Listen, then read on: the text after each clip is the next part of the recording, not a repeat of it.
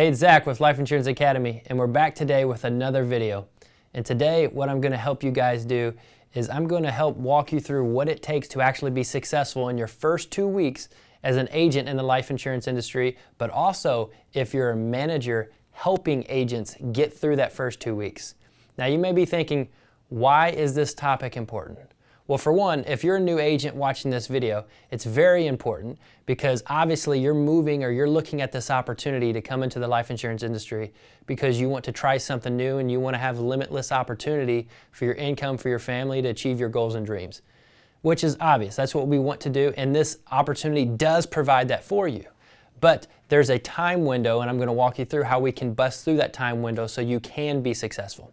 Now, this topic matters if you're a manager, because if you're a manager, you're focused on building your business. You're focusing on building momentum and really helping a team. And in order to do that, you need excitement, you need buy-in, and ultimately you need the agents on your team to be successful, because that's how you're really going to grow together as an organization. So this video is really for both of you guys. So if content's been good for you, if you like some of our videos, please like, subscribe, and share. We appreciate everything you guys do for us, and we want to continue to bring you valuable content. So let's jump right into this. The first thing we need to talk about when it comes to being successful in your first 2 weeks, either as an agent or a manager, is going to be belief. So our number one thing is going to be belief. Get our eye there together. So belief. Now, when we talk about belief, why is that important in your first 2 weeks? Well, I'll tell you why. An agent typically will give themselves mentally 2 weeks to determine if they're cut out for this or not, if they're going to be successful in this industry or not. Now, they may tell you, if you're their upline or their manager, they may tell you that, hey, I'm going to give it everything I got for a year, or hey, I'm going to do whatever I need to do for 6 months to figure out if this is for me or not. So they may tell you that, but in reality, they're really giving themselves 2 weeks, because if they're not making money, if they're not having any type of wins, it's going to distraught their ability, it's going to distraught their mentality, and they're going to be already checking out and trying to figure out what else they need to do. They start to become desperate. They start to need to have money. They need to make money. They start to have commission breath. They start to panic, and now they're trying to do anything and everything to make a dollar instead of develop as a person what they need to become. Now, one way we can prevent this, if you're an agent, is to really prepare as you're going into this. So make sure you're extremely organized. Make sure you have all your writing numbers written down and you know which carriers that you're able to go with, that you're licensed and contracted with. To make sure that you have all your leads either printed out or in a CRM that you're ready to work. Make sure you're organized as far as your desk, prepping for the week, getting your leads together for phone calls, or maybe routing them as a door knock. That's really going to help you be mentally prepared to move into your first 2 weeks and really have success. Now, if you're a manager of this, you need to make sure and be aware of these things, that you need to provide encouragement. The number one thing being a manager to somebody that's starting their first couple weeks is they need wins. You need to help them have wins. And these wins doesn't necessarily have to be a $5,000, $6,000, $10,000, $15,000 week right out of the gate. We need to have small wins to help build confidence, to help build excitement, because a new agent's emotions are all over the place. So we want to encourage them. We want to help them. And one win that we can have is do some role play with them, either a test phone call, which would help them get a win. Or maybe we can go through a test sit, or maybe we can spend some time with them, make sure they know their underwriting, or do some quizzes with them and celebrate that. Let them know they're doing a good job. That's going to provide the wins they need moving into that and having that support in their first couple weeks. The second thing we want to talk about of becoming successful in your first 2 weeks is going to be having a structured schedule. Make sure I spell this right here. H-E-D-U-L-E. Got it. We need to have our schedule here. Now, the reason having a schedule is so important is because there's something called temporary success or false success when it comes to new agents in the insurance industry. And this is technically where their activity is based upon their emotions. Their activity is based upon their emotions and not based upon their schedule. Now, the difference here is, let's say you're a new agent and you're going out there and you have a good day, a good Monday, a good Tuesday, or you're starting to put together a good week. but maybe you got lucky. Maybe you only saw 3 or 4 families, or you only made a few phone calls, but all of a sudden you have a large amount of AP to show for it. I call that false success. For one, it's not generated based upon the activity you put in. It's based upon your emotions, and then you as a new agent will start making decisions based upon that emotions. For example, let's say you're having a good day or a really good week. I'm going to go home and celebrate. I'm going to go play golf with my buddies. I love this new insurance opportunity because I have all the freedom to do anything that I want to. I've worked 2 days this week. It's my first week, and I've already made $5,000. Well, I'm going to celebrate that with you because that's good, but that's going to set you up for failure if you continue that trend. We need to have our activity based upon our schedule, meaning we need to know what we want to accomplish. So we need to know how many days a week that we're working, what is the time we're stop working, or start and stop working, so we have a disciplined schedule that we can keep with that. Because you may have a good week, like we said, and go home early or check out, but you also may be struggling that week. And then you may have a bad day or a bad week. And then what is a new agent going to say? They're going to say, well, I think I'm just going to go home and I'm going to re-look over some of my stuff and we're going to try again next week. We're going to try to do it then. And I've heard tons of phone calls that I've gotten this from, and it's based upon. So the result of it is, if you're having a good week, you want to check out and celebrate. If you're having a bad week, you want to check out and say you're going to do better next week. Either way, you're always checking out. And the reality, it can't be based upon that. You need to have a disciplined schedule, you need to hold yourself accountable, or have somebody else hold you accountable. Now, if you're a manager and you know this is a trend, you know this is something that affects agents and getting rolling, then we need to make sure that we're setting expectations. We need to let them know what to expect as far as a good day, what to expect as far as a bad day, and there is such thing as a good day even though you don't sell anything, because it's all based upon activity and schedule. It will all work out in numbers. If you ask anybody in the industry, anybody that's been successful in life insurance, they will all tell you the same thing. It's a numbers game. You put in the work, it will find you. It will always happen. So we want to make sure that we're holding them accountable for that. But also, if you're the manager or you're the upline, be the example. Don't just tell them what the schedule should look like in order to reach your goals and dreams. Show them, demonstrate that, do that yourself, because you can't expect them to work a certain way or sit with a certain number of families, but yet you sit with half of that same number of families every week, or you set half the appointments that they do. Yes, you may have experience, you may have skill, but they're going to follow your activity. They're not necessarily going to be able to follow your results starting out. So this is a part of that belief system as well. So far we have belief, so far we have a schedule, and the third thing that I want to talk about in order to be successful is we need to be coachable. We'll put this one on this side.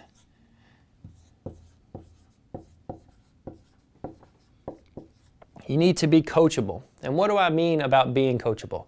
You need to be able and willing to make adjustments. So when you think about this, in order for me to be able to make adjustments, as a new agent, I may not necessarily know what's going on.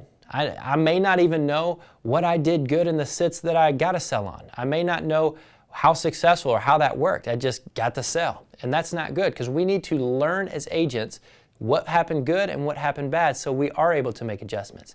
But this is where it comes in place for you. As a brand new agent, especially in the first 2 weeks, you need to have amazing communication with your team, your support system, your IMO, your upline, whoever that is. A running buddy, anybody. You need to have good communication of what happened with details in your sits and your phone calls, in anything that happened that was successful or that wasn't successful, because you're going to be able to lean on somebody else's experience to continue to make adjustments, tighten up them screws, and get better each and every day. Now, this part is really crucial as a manager. Because if you think about it, and I use a lot of basketball references because I used to play basketball, and I still do in some men's leagues, so it's a lot of fun. But when you're a basketball coach, think about this. And you have your team, you have them going out there, and you have a goal that you want to accomplish. There's generally a pre-game speech to get them mentally ready and ready to go, so that can happen before the week. If there's certain adjustments need to be made, or even in the first day or the first quarter, a coach is able to call timeout and bring the team together, or sit down with your agent for a second, or have a quick debrief phone call to get them back on track mentally, or or run a certain play. So you're able to call timeouts. There's generally some sort of halftime speech or a halftime. During that, that's like a midweek check-in or a midweek training. A lot of groups, a lot of companies out there, they do midweek calls or trainings. If you don't have that, check out our Life Insurance Academy. There's a reason we release that every Wednesday morning, midweek. So it's kind of like that halftime coaching call. And then at the end, if you notice at the end of the game, there's always some sort of post-game, right? You want to talk about what we did good. We want to celebrate our wins. We want to talk about areas that we are able to improve on. So as you being the coach, and as long as your agent's coachable, you're able to make these necessary adjustments. But one thing you'll notice is after each big game or after each victory or maybe a devastating loss, what do? You always go back to the drawing board and you take that into practice. So you practice when you're not playing in the games. That's going to be very important as well. So remember, in order to be coachable, you as the agent, you especially in your first couple weeks, first couple months, first year, you need to be coachable and be willing to take the advice and the adjustments that are given by somebody else more experienced and has an invested interest in your success. And then the fourth one we want to talk about is going to be training. Now this one may be obvious to you. Yeah, I'm first 2 weeks, of course I'm training. But you would be surprised of how many phone calls that I get or how many phone calls that it happens to other managers in the field or people that have been in the industry for a while of an agent moving into this life insurance business. They go through their onboarding process, they get contracted, they listen to a couple training calls, they listen to a couple podcasts, and then once they're in the field and they start to sell 2,000 a week, 3, 4, 5, or whatever the number is, they stop learning. They feel that now they've done all their pre-training and there isn't anything else to learn beyond that. So they stop practicing their presentation or their pitch or their script, whatever you want to call it, to their clients. They stop studying the psychology of the sell, of what moves people to their desires. They stop investing in their mental part of their game, if it's building teams or continues to grow. They just completely stop training and they just start to only rely on their week-to-week experience. But what the problem is with that in your first 2 weeks, you don't have a lot of experience. You've maybe used a little something from Agent A over here and a little something from Agent B, put them together and kind of made your own concoction of your own sales pitch, and then all of a sudden you're out there trying to be successful, and you may have some level of success with that. But I can tell you this, over the last 8 years I've been in this industry, my pitch, my presentation, my approach to life insurance, my understanding of people in the sales is growing every single day. And the cool thing is you being an agent, you need to continue that. You need to train, you need to learn, you need to expand your mind, you need to read books, you need to hear podcasts, you need to be a sponge every time you're out there. Because there's things you can pick up and learn from different personalities of your clients to different personalities of agents that also work in the industry and how people are able to move and get to a successful place no matter what their background is. Now, as far as being a manager here, you want to make sure that you take time to do these check-ins, to make sure to schedule trainings, to schedule role plays, even if the agent is very successful or if they're struggling extremely bad. Take the time in order to do that. And I want to give you guys a last tip here before we finish up. And this happens a lot, and I've actually got a few phone calls this week on, hey, I got an agent that are new into this business, they're actually into their second week, and they're kind of struggling, and I don't really know what it is because they seem to be sitting with a lot of families, but it turns out that they're just not able to close them, but it's just because of the client or because of this and because of that. And the truth is, and what always helped me is in the field as being a manager, really helping somebody make that adjustment. And this can work even if you've had an agent that's been in the field for 6 months or 3 years or 5 years, it doesn't matter. But as me as an agent, one thing I don't want to do is I don't just want to go do it for them because I'm not helping them. I want to find out and teach them, and I want to have them feel what it feels like to be successful in a sit or in a certain situations. So one thing I want to do, and if we think this over 6 presentations of 6 sits, okay? The first 2 sits that I'm going to do, I'm either going to get in their car and I'm going to ride with them, or I'm going to be on the phone and I'm going to listen to them completely, okay? Now, I'm going to be a fly in the wall. I'm not going to say a word. I'm not going to try to insert my experience. I'm not going to try to jump in and save a sale. I'm not going to do absolutely anything. And in fact, what I tell my agents is, hey, if it makes you feel more comfortable as we're moving into the home, you can let them know that I'm a new guy and you're training me. If that gives you that confidence. Because one thing I don't want to do as a manager is feel dominant or put pressure on them or belittle them in front of the client in any way, shape, or form. So I want to let them know, hey, you can let them know that you're training me and I'm just a new guy here and I'm not going to say a word the whole time. Because me as the manager, I want to find out what are they doing. I want to find out what are they doing good? What are they struggling with? Are they really connecting? Are they messing up when it comes to the transition points of the sale? Are they not assuming the sale? Are they not closing? Are they losing control? If they are losing control, at what point are they losing control? Now, when you just try to manage somebody virtually or you just try to talk to them on the phone and figure out what's going on, you're going to hear the same things over and over again. I did it exactly like you did it. I built plenty of core or trust at the beginning. I transitioned perfectly. I went through the same closing statement. I did everything perfect. It just didn't work. And that's not necessarily true. They may assuming and seeing that, but at the end of the day, even Tiger Woods has a swing coach. Even though he may be one of the best that ever swing a club, period, he has somebody watching him, because what he thinks he's doing in his mind may not be exactly what he's doing physically. We all need somebody to watch us. So the first 2 sits, a complete fly in the wall. I'm going to listen to everything. I'm going to take notes, and then I'm going to see kind of what adjustments we need to make. The following 2 sits or the following 2 phone calls, what I'm going to want to do is I'm actually going to participate with the agent. We're going to do it together, almost like a fun team sale, okay? And we're going to go through, when I feel that there's some areas that I'm able to gently interject and we're able to move through this together, because I want that agent to start to feel like what the flow and the energy and the connection should feel like, but yet they're still participating with me. We do that for a couple sets, and then after that, we do a nice debrief and figure out what we learned or what we could do differently. And then the final 2, I want to do all of it myself completely. And this could be my leads, this could be my commission. That's completely up to you guys on what you want to do with your agents there. But typically, if I'm trying to help an agent get up and rolling, I'm going to obviously let them have all of the commission as I'm moving through this, because this is a training spot for me. Now I want to do everything from start to finish, and now I'm training them. So the role has completely reversed. So by doing that in the series of 6 sits, or 6 presentations, the reason I do that is because all this can be accomplished in one day, right? It could be accomplished in one day very easily, but it's going to allow them to feel what it's like on their own completely, feel what the energy was like and the things we said, and the techniques and the positions we got our clients in when we did it together, and then for them to watch me completely and those follow the last 2, so they're able to see exactly what it should feel like, what it should sound like, and how comfortable that sit should be. So they're able to see them doing it all the way to me doing it, all in that same time period.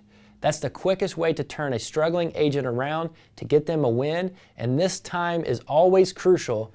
I always try to do this within the first 2 weeks, because coming out of training, they think they're doing everything right. They think they're saying everything right. The reality is there's probably something they're missing, or they're just a tiny little tweak.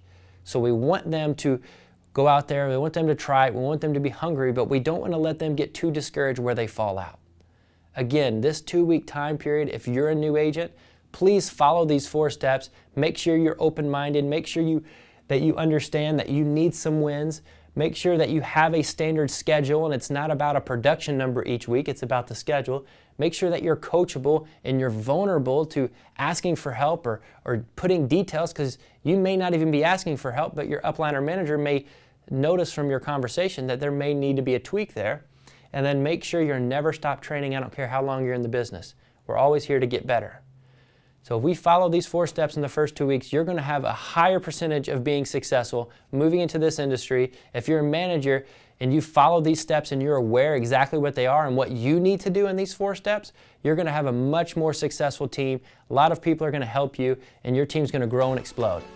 So if this is helpful, I love it. Again, like, subscribe, and share. Hey, reach out to us, see if there's anything else we can help with. We're always here. And check us out on the podcast, and come check us out and leave us a comment. Thanks, guys.